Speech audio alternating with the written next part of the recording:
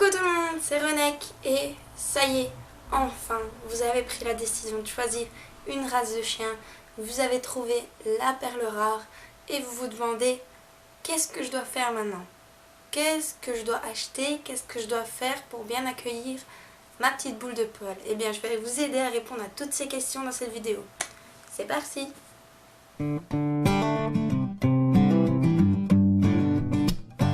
Alors, il y a quelques petits trucs à faire avant d'aller chercher son chiot. Sachez que je conseille d'aller chercher son chien un week-end. Donc le vendredi, vous allez chercher votre chien. Le samedi et dimanche, vous avez des journées de libre pour rester avec lui, pour qu'il s'habitue à vous et qu'il s'habitue à la maison. Donc c'est un conseil de base que je donne. C'est franchement mieux qu'en pleine semaine, quand vous travaillez, le chiot va directement être tout seul. Donc essayez d'être là pendant un week-end et de l'avoir un week-end. Alors on va commencer par les achats primordiaux. Donc c'est vraiment les trucs que vous devez absolument avoir avant d'aller chercher votre animal. Alors il y a 7 trucs, 7 petites choses à avoir qui sont très importantes. La première, évidemment, c'est un panier, un endroit où le coucher pour qu'il se repose, donc c'est très important. Les gamelles, donc des gamelles, deux ça suffit. Une gamelle pour l'eau, une pour les croquettes. Des croquettes, évidemment, adaptées à sa taille, à son poids futur, ainsi qu'à la race de votre chien. Les races ont différents besoins, donc ça, il faudra consulter votre vétérinaire pour savoir quoi choisir pour votre chien. Mais au début, prenez une bête marque que tout le monde connaît. Au moins, ça permettra que votre chien soit nourri les premiers jours et après, dès que vous pouvez aller chez le vétérinaire, il vous conseillera une marque et quelque chose pour votre animal. La quatrième chose qui est très importante, ce sont les sacs à crottes. Évidemment, votre chien va faire ses besoins dans le jardin et je doute que des personnes aiment marcher dedans, sauf s'ils sont un peu scatophiles et qu'ils adorent avoir de la chance en marchant dedans. Donc, avoir des sacs à crottes, c'est important. Il faut également un collier que je ne conseille pas de mettre tout de suite, une laisse pour les promenades plus tard, ainsi que des jouets. Mais les jouets, j'y reviendrai par la suite. Alors on va commencer par l'emplacement du panier. Alors le panier, je conseille de le mettre dans un coin d'une pièce où tout le monde peut voir et où votre chien peut voir toute la pièce. Au moins ça lui permettra de surveiller les moindres faits et gestes et s'il se passe quoi que ce soit, il pourra intervenir ou il pourra voir un changement. C'est très important pour lui. Maintenant, je sais que d'autres personnes aiment mettre le panier dans la chambre ou alors le mettre dans une autre pièce seule. Dans la chambre, je suis pas trop d'accord parce que pour lui, il va croire qu'il est le roi, qu'il a le droit d'être à côté de vous. Donc, je conseille de le mettre vraiment dans le salon, un endroit où il peut voir tout ce qu'il faut toute la journée. Sachez que certains chiens aiment les paniers souples. Donc ce sont des paniers coussins, comme j'appelle, que l'on dépose par terre.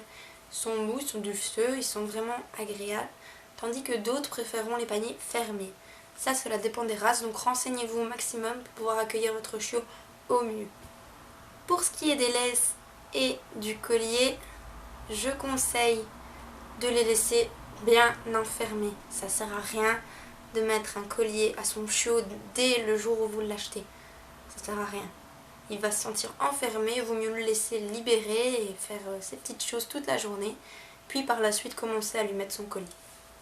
Alors les jouets près du panier, c'est très important, ça permet à votre chiot de se sentir accueilli, de se sentir bien, c'est très important. Alors je conseille d'acheter plusieurs jouets différents. Pourquoi? Parce que moi je classe les jouets par type de jouets. Alors, nous avons les types de jeux corde à nœuds, donc c'est les nœuds en duel de force que certains chiens adorent. Les jouets plastiques, donc comme les os, qui sont très appréciés pour mâchonner, pour tout ça, pour déchiqueter en fait. C'est beaucoup de jeux qui sont déchiquetés facilement. Les doudous, c'est très bien aussi pour les chiens très câlins, très proches des humains.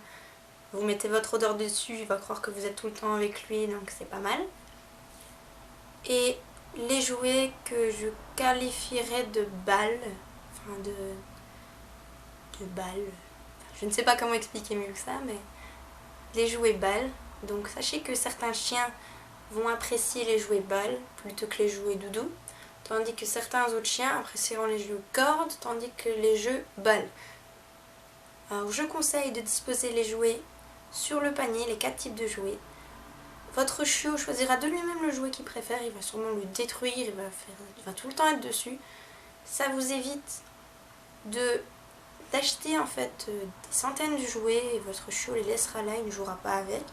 S'il aime un type de jouet en particulier, prenez ce type de jouet là, ça le rendra hyper heureux. Tandis que s'il aime tout, prenez-lui tout si vous voulez. Si vous aimez prendre plein de jouets, prenez plein de jouets de tous les types. Moi, il n'y a pas de problème pour ça. Mais je conseille vraiment ça pour que au moins vous sachiez ce que votre chiot aime et ça évite les dépenses inutiles.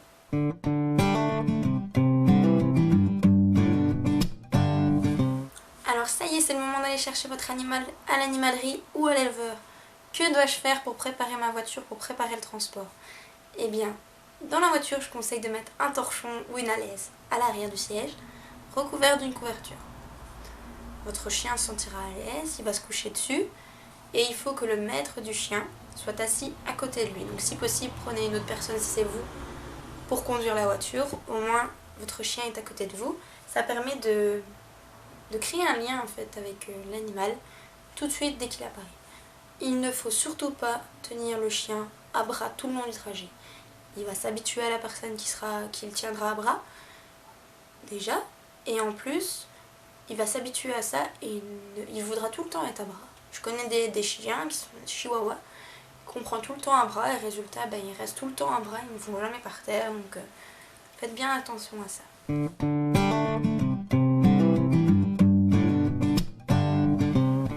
Ça y est, vous êtes en face de chez vous, vous n'êtes qu'à quelques mètres de votre porte d'entrée.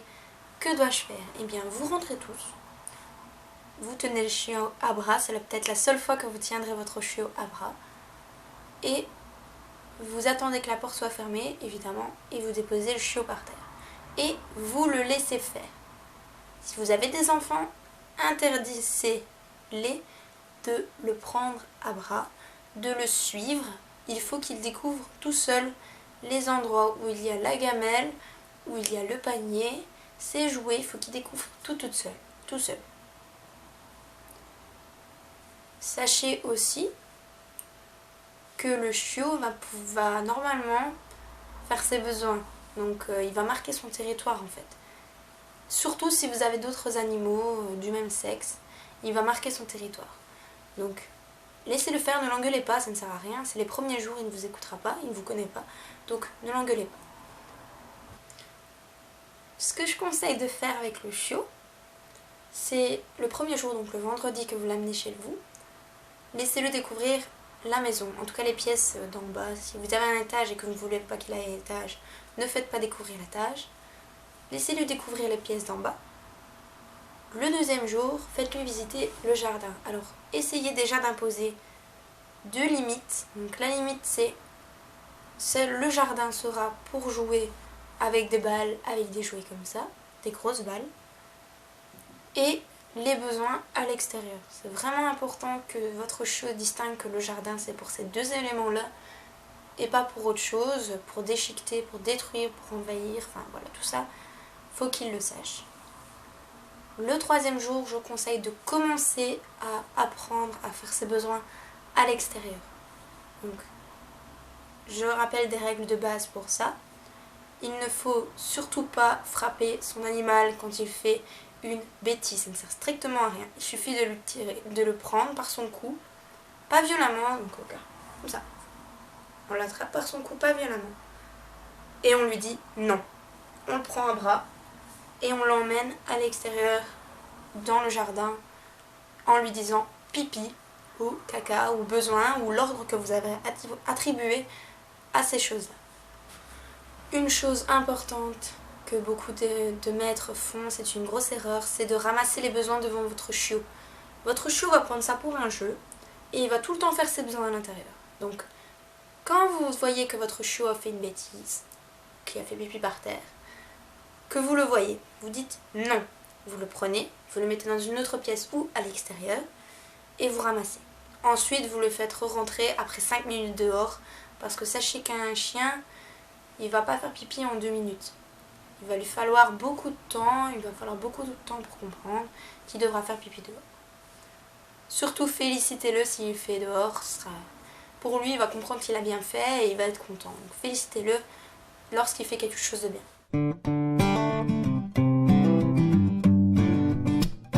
Alors maintenant on va parler des besoins. Donc qu'est-ce que j'entends par besoin? Ce sont le vétérinaire, la nourriture, les pipis, les laisses, tout ça, les petits trucs à savoir pour que votre chien se sente bien. Donc la première chose que je conseille, c'est d'aller au vétérinaire le plus tôt possible dès que vous faites l'acquisition d'un chiot. Pourquoi? Parce que ce soit à l'élevage ou en animalerie, votre chiot peut avoir la toux du chenil. Qu'est-ce que c'est la toux du chenil? C'est une maladie évidemment du chien. Ça peut devenir très dangereux, il peut mourir de ça. Donc, il faut absolument que votre vétérinaire dépiste cette maladie au plus tôt, pour qu'il soit traité au plus tôt, et au moins vous garderez votre chien le plus longtemps possible. Cette maladie n'est pas grave si elle est prise vraiment tôt dans le stade du début. Donc allez consulter pour la moindre des choses. Aussi le vétérinaire va pouvoir vous dire la quantité de nourriture que vous devez donner à votre chiot. Sachez que ça varie selon les races, donc il est très important d'aller le voir. Je ne suis pas experte, je ne peux pas dire toutes les quantités qu'il faut.